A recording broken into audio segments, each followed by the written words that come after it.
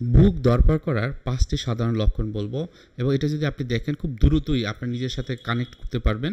এগুলো আমাদের কাছে যখন আসে আমরা বলি একটা যে সাইকো এডুকেশন, হ্যাঁ, এটা দেখা যায় অনেক ক্ষেত্রে কিন্তু একটা সেশন লেগে যায়।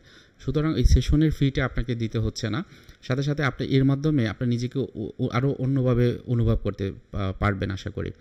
5টি লক্ষণ এই বলার জন্য, এই যে 5টি লক্ষণ বলবো, এটা আমার একদম কমন কিছু বিষয় যেটা আমি দেখেছি, সেই জিনিসগুলোই আমি বলবো। আমি বরাবর মধ্যে আছি কাউন্সিলিং সাইকোলজিস্ট আসজাম রাজু। দেখা যায় বুক দরফর করে, এর অন্যতম প্রধান কারণ থাকে যে অতিরিক্ত টেনশন বা দুশ্চিন্তা। তার মনের চিন্তাগুলো সবসময় ভবিষ্যতে থাকে এবং তার ভিতরে বিভিন্ন রকমের উদ্বিগ্নতা থাকে। এই উদ্বিগ্নতা তাকে সবসময় ভবিষ্যতে রাখে। অনেক সময় অতীতে যে জিনিসটা হয়েছিল ওটা নিয়ে অতিরিক্তভাবে ভাবে, অতিরিক্তভাবে টেনশন করে যে ভবিষ্যতে আমার কী হবে। তখন কি হয়, বুক দরফর সহ আরও কিছু শারীরিক লক্ষণ কিন্তু তাদের হয়। অনেকের ক্ষেত্রে ঘাড় ব্যথা হয়, মাথা ঝিমঝিম করে, মনে হচ্ছে মাথাটা ফেটে যাবে, মাথা ভার হয়ে থাকে, পেটে অথবা পিঠে ব্যথা হয়, অনেকে বলে পুরো শরীরে ব্যথা হয়ে যাচ্ছে। সমাজ থেকে তারা অনেক সময় বিচ্ছিন্ন হয়ে পড়ে। তাহলে এর অন্যতম প্রধান কী কারণ, তাদের ভিতরে টেনশন বা দুশ্চিন্তার কারণে হয়। 2 নম্বরে দেখা যায় যে যারা ক্যাফেইন বা চা কফি বেশি খায় তাদেরও কিন্তু অনেক সময় বুক দরফরের পরিমাণটা বেড়ে যায়। এটি একটু খেয়াল রাখবেন, যখন আপনার বুক দরফর করে একটু নিজেকে চেক করা আমি কি খেলাম। ক্যাফেইন জাতীয় যদি খাবারটা খান সেক্ষেত্রে হওয়ার সম্ভাবনা থাকে।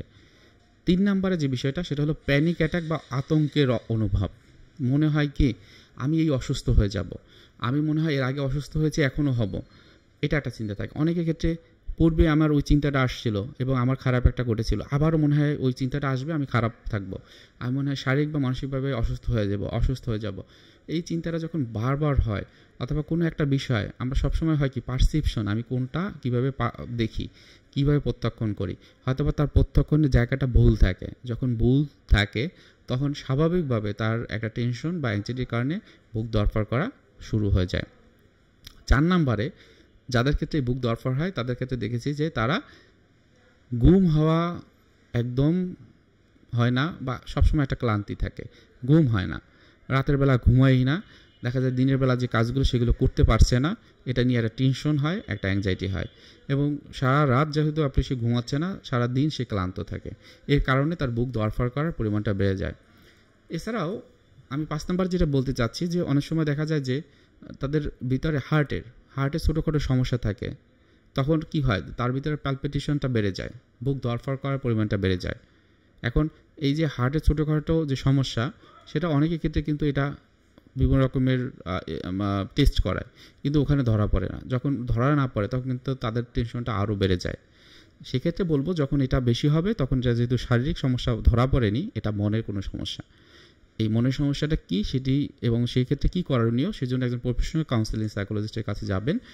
সে আপনাকে কাউন্সেলিংয়ের মাধ্যমে বিষয়টি বুঝতে সাহায্য করবে এবং যে চিকিৎসা পদ্ধতি আছে সেই চিকিৎসা পদ্ধতি আপনার ক্ষেত্রে অ্যাপ্লাই করবে।